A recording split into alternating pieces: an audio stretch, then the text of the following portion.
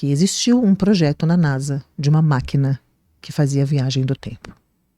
E o projeto que foi escolhido era para saber se Jesus realmente tinha vindo e tinha existido. E nesse livro eu conheci Jesus de verdade. Nesse livro eu me apaixonei por Jesus. Nesse livro eu vi detalhes de Jesus, porque eles voltam no tempo.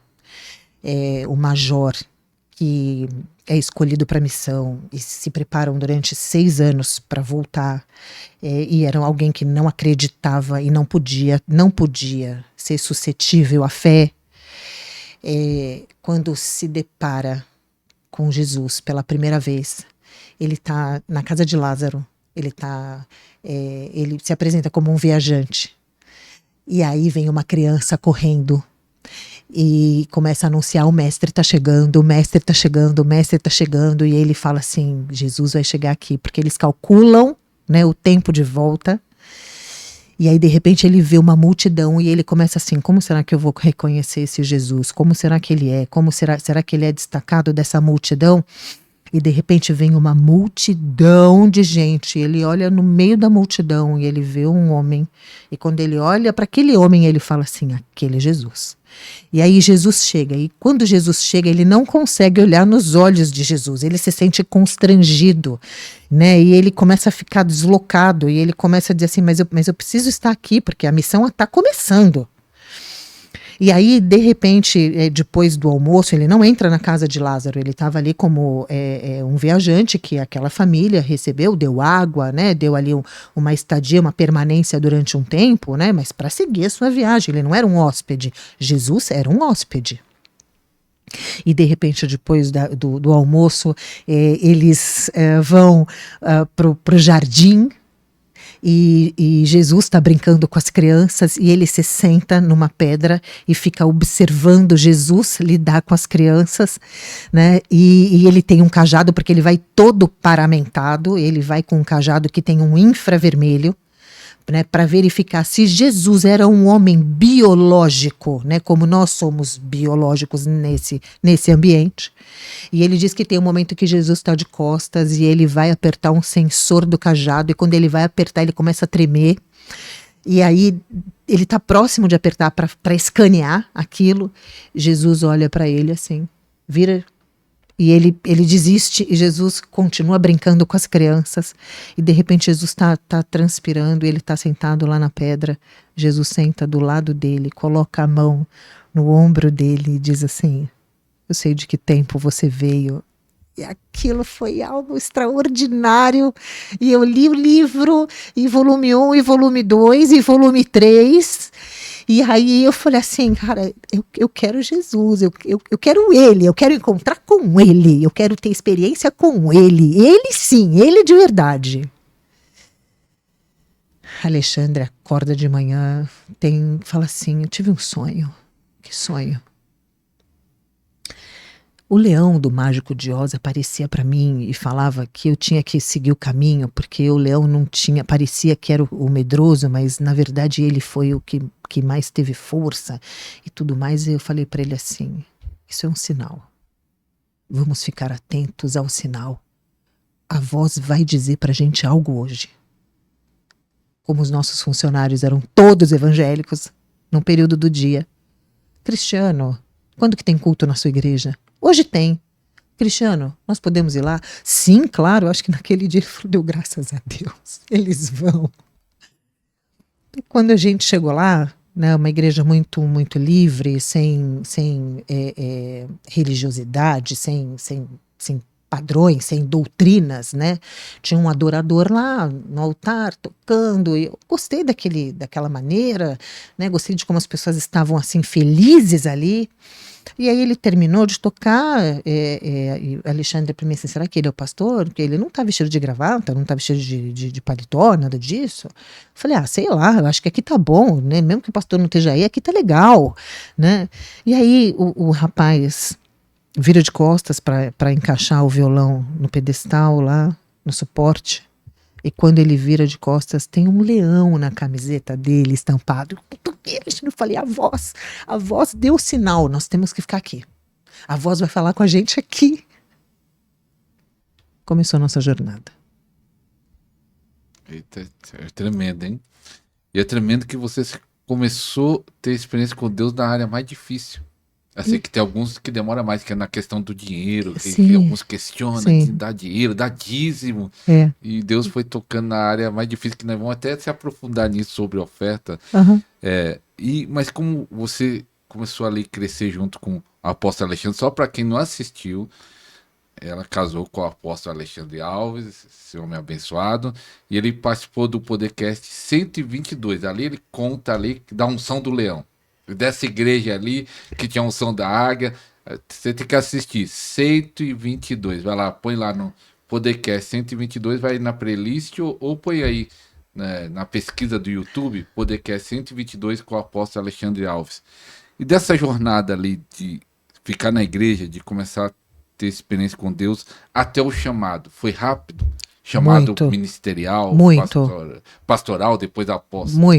Muito rápido. Foi rápido porque a gente mergulhou. Não teve essa questão de vamos ensaiar. Teve a questão de luz, câmeras, ação. O Senhor, a gente se entregou mesmo. O pastor chegou e falou assim, olha, vocês se importam de se batizar? Né? Vocês já foram batizados? Eu falei, já fui várias denominações, já batizei de várias maneiras e tal. Você se importa? Eu falei, não, eu não me importo, mas só que tem um detalhe. Ele falou assim, qual? Eu falei assim, eu fumo. Aí ele falou assim, mas não sou eu que vou te libertar não, filha. Se você quiser batizar, eu batizo. Quem te liberta é Jesus.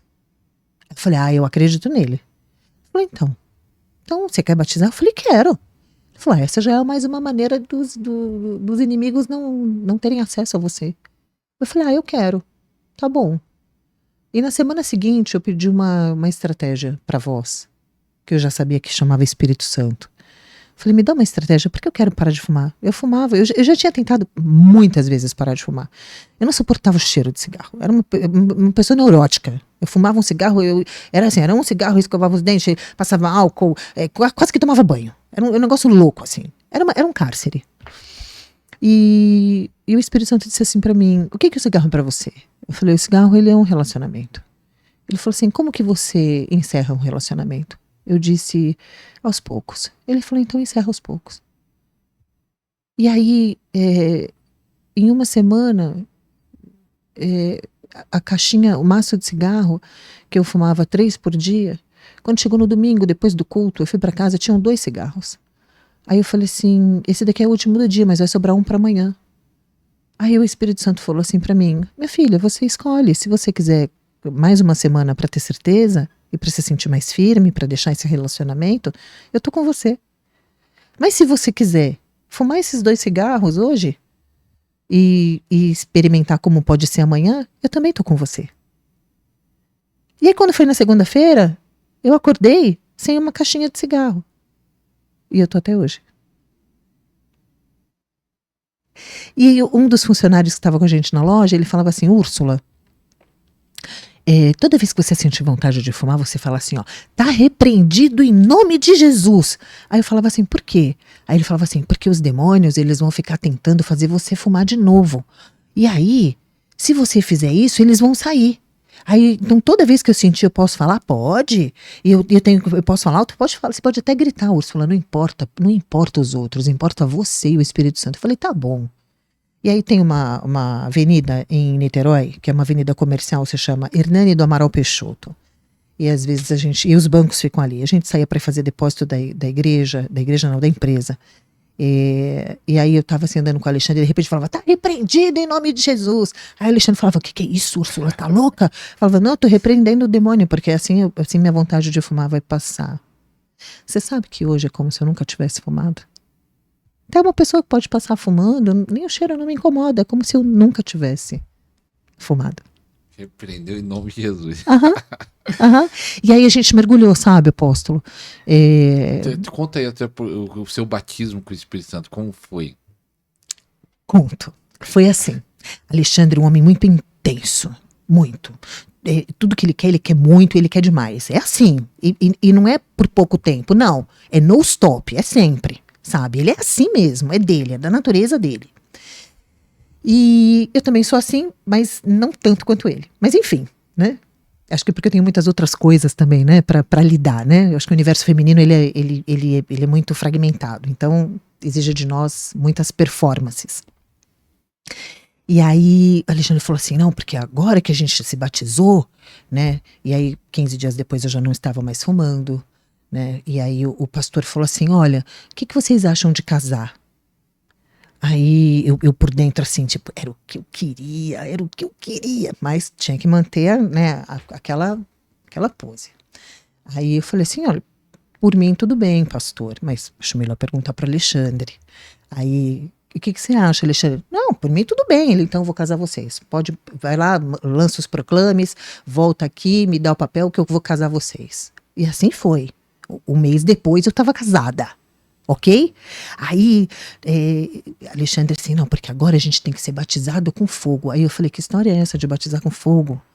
Ah, porque a gente tem que falar em línguas, a gente tem que ter o dom do Espírito Santo. Então eu falei, mas eu já ouço o Espírito Santo, eu converso com o Espírito Santo, tem mais? Aí ele falou, tem várias coisas que acontecem, poderes sobrenaturais.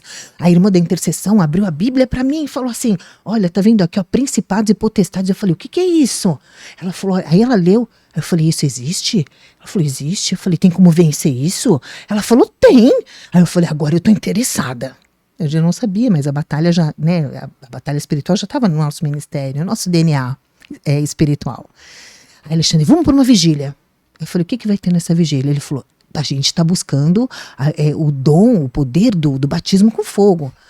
Aí eu falei assim, tá bom, pensando, lá vem Alexandre com as coisas que ele inventa, né? E aí a gente foi lá, uma Assembleia de Deus tradicional, numa comunidade de Niterói, lá no alto do morro. Banquinho de madeira, mulheres sentadas de um lado, homens do outro. Aí, e a gente tinha voltado de um jantar de casais, olha que coisa. Aí coloquei a roupa no carro, né, tirei a roupa do vestido da festa de casais, coloquei a roupa tal normal ali. Aí, então, veio uma missionária. Olha, hoje vocês vão receber e vão ser batizados, quem quiser batizar no fogo. Aí eu pensei assim, falei, eu não quero nada disso, eu tô muito bem, eu preciso ter um certo controle, né? Não quero esse negócio de vou saber o que vai acontecer. Vou primeiro ver o que vai acontecer, depois eu me envolvo. Aí, Alexandre, os irmãos que quiserem, vem aqui. Aí foi Alexandre. Aí foi um presbítero lá, foi orando por ele e tal, e eu quieta aqui, onde eu estava, né, observando tudo, vendo se aquilo ali era de verdade mesmo, né? Já não estava duvidando tanto das coisas, não, mas eu também não tinha certeza de tudo. E aí, de repente, vem uma missionária assim na minha direção, falou assim, o Espírito Santo quer tocar você. O Espírito Santo quer, ele vai derramar fogo. Aí na hora eu pensei, falei, Senhor, eis-me aqui. Se vai derramar, pode derramar, fica à vontade, faz o que você quiser. A moça falou assim, fala. Aí eu,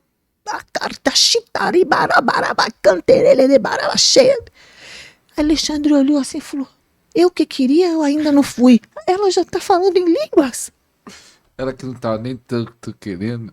Não tava nem querendo. A partir dali, ficou mais forte. Aí, os sonhos, a compreensão, a audição, tudo foi começando a ficar afinado. A matéria começou a ser sutilizada, sabe? E aí comecei a sentir essa dinâmica.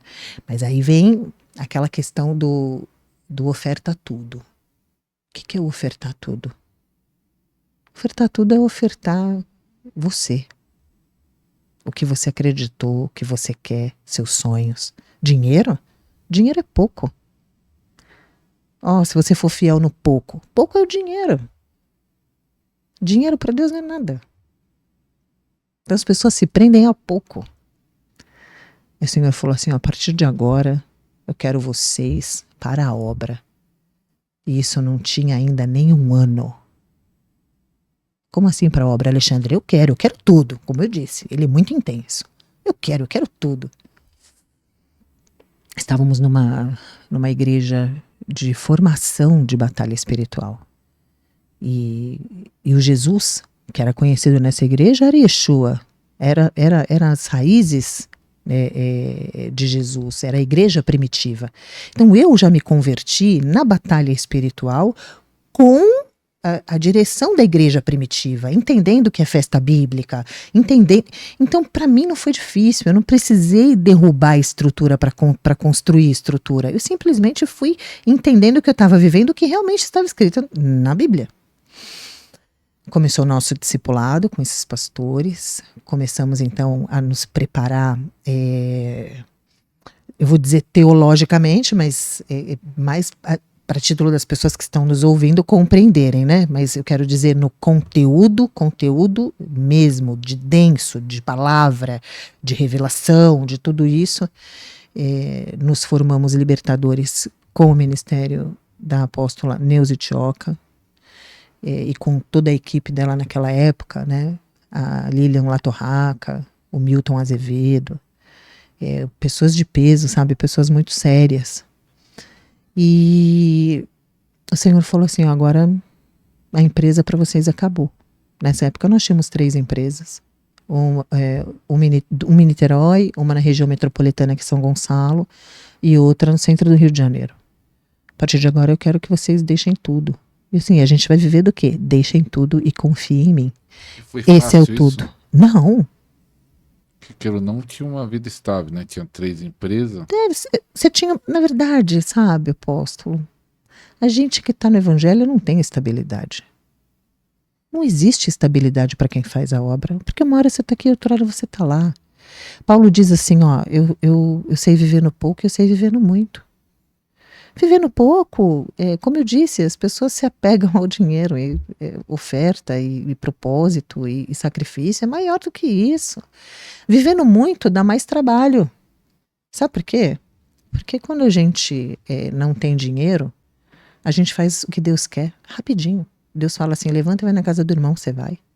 Você não tem para onde ir, você vai.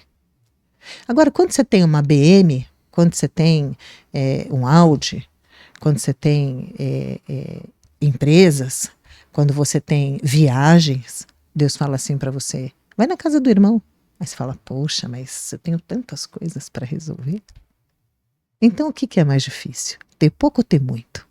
Né? Na visão do homem, eu quero dizer. Né? Então o que a gente tinha? A gente tinha de onde tirar o recurso para pagar a vida, para pagar a conta, para pagar a casa, para ir ao supermercado. Mas dizer assim que tinha e que desfrutava de uma coisa que não tem preço, chamada shalom, chamada paz, desfrutar de um casamento que eu busquei a vida toda, que é a base de uma família, e que para mim, o mais importante de tudo, sempre foi uma palavra chamada fidelidade. Ter certeza que teu marido é fiel, porque ele é fiel a Deus, dinheiro não compra. Tem um monte de rico infeliz. É verdade. Né? Em Apóstolo. Lá em Paris, né? Que eles são, prefiro ser infeliz em Paris. Desculpa, prefiro ser feliz com meu marido. E de apóstolo, de mulheres, né, não tem muitas, né, pelo menos que eu vejo. Hoje em dia até tem mais, né, tem bastante, né, que toca o chofar. A apóstola tem um chofar grande. Tenho. Tenho. Você também tem esse ministério, é um ministério tocar chofar. E como você entrou nesse ministério? Então, como disse o apóstolo, no ministério onde nós fomos modelados, vamos dizer assim, para as pessoas compreenderem, nós estávamos com o olhar para Israel. O chofar vem de Israel. É a trombeta, está na Bíblia. Tudo que aconteceu na Bíblia aconteceu lá em Israel, né? E nos seus arredores. Então, o nosso pastor toca chofar de uma forma, foi o chamado dele. Quando nós ouvimos o chofar pela primeira vez, nós ainda não estávamos na igreja que fomos modelados. Nós estávamos naquela época do tempo que eu disse assim, precisamos encontrar um lugar. E fomos assistir uma palestra de um homem muito famoso na mídia. E antes desse pregador famoso, né, falar, trazer a ministração, a pastora do ministério fez uma palavra introdutória. Ela falou assim: porque o chofar, ele é a trombeta de Deus. E o toque do chofar é algo tão espiritual que ele converte pessoas sem que seja dito uma palavra. Aí eu cutuquei Alexandre e falei assim: o que é chofar? Ele falou: não sei. Eu falei: amanhã nós vamos saber. Chegamos na empresa, abrimos o Google, aí eu vi o que era chofar e falei: eu sei o que é isso, eu já vi isso. Aí Alexandre disse assim: vamos ouvir o som. Colocamos no YouTube. Aí tem um irmão lá acho que do Chile, que é um vídeo muito antigo. Ele toca de manhã na varanda, no alto, e ele toca e o cachorrinho uiva lá embaixo. Quando a gente ouviu, o Alexandre falou: quero isso pra mim. Eu falei: eu sei onde vende, tem uma loja de Israel aqui, ó, na avenida onde tem a nossa loja. Vamos procurar. E saímos os dois procurando, porque era aniversário do Alexandre. Chegamos lá, era uma igreja. E na frente uma loja com artigos religiosos de Israel, e tinha o chofar. E aí o pastor tocou. Quando o pastor tocou, Alexandre falou: quero isso para mim. Achei maravilhoso. Voltamos lá, encomendamos. Alexandre comprou, começou a tocar. Eu estava grávida do Leon. E aí Leon nasceu. Olha o tempo que foi passando, né? Leon nasceu. E aí, de repente, eu tenho um sonho. Leon, bebezinho, com 1 ou 2 meses no meu colo, olha para mim, segurando um chofar, olha para mim e fala assim: se você quiser tocar, eu te ensino. Aí eu acordei, falei para Alexandre, falei: olha, isso nós já éramos diáconos já. Falei: olha, eu tive um sonho, o sonho é esse. Alexandre falou assim: você quer tocar o chofar? Falei: quero tocar. Ele falou: eu vou então comprar e vou te dar de presente. Mas se você tocar, você não vai mais deixar de tocar. Eu falei: eu vou tocar. E aí, meu pastor falou assim: eu vou encomendar o seu chofar. Quando o seu chofar chegar, eu vou te avisar. Tá bom. E a gente ia pro culto e sempre chegava chofar na loja. E eu fiquei tranquila. O dia que chegou o meu chofar, meu pastor ligou e falou assim: o seu chofar tá aqui. E aí eu comecei na intimidade, fui pro Espírito Santo. Espírito Santo, só o Senhor pode me ensinar a tocar. Me ensina a tocar. Traz de dentro de mim o soar dessa unção, a sua unção. E eu comecei a jejuar por cada toque. Então, cada toque, mas era assim: eu não vou jejuar pelo Shevarim, né? Não vou jejuar pelo Teruah. Eu vou jejuar. E aí eu estava tocando na hora do louvor e saía o som de determinado toque. E aí o Espírito Santo falava assim: toca de novo e grava o movimento do seu lábio para esse som. Então o Espírito Santo me discipulou. Nessa época, há 15 anos atrás, 16 anos atrás praticamente, não tinham mulheres que tocavam chofar. Em Niterói eu tenho certeza que não, né? No Rio de Janeiro também não. Então eu fui praticamente uma das primeiras mulheres a tocar o chofar lá, né? E tocar em sintonia com o apóstolo, porque quem toca o chofar tem essa unção, né, de profeta, porque anuncia o retorno do Messias. É algo muito sério. Então, foi forte. Assim, e é algo que eu levo muito a sério. Eu toco o chofar. Toco bem, porque quem me ensinou foi o Espírito Santo. E eu dou tanto valor para isso que eu não toco de qualquer maneira ou em qualquer lugar. É sempre com a permissão dele. Quando ele dá a direção. Quando ele dá a direção. E interessante que você disse que quando você entrou naquela igreja, que não era nem convertida ainda, você viu o céu aberto. Vi. E continuou isso? Você tendo visões, você vê anjos, ou só foi ali no início? Não teria nem como, apóstolo, experimentar. Não é assim, ó, quem já pisou no Santo dos Santos, em outro lugar, não sabe viver. A música fala isso.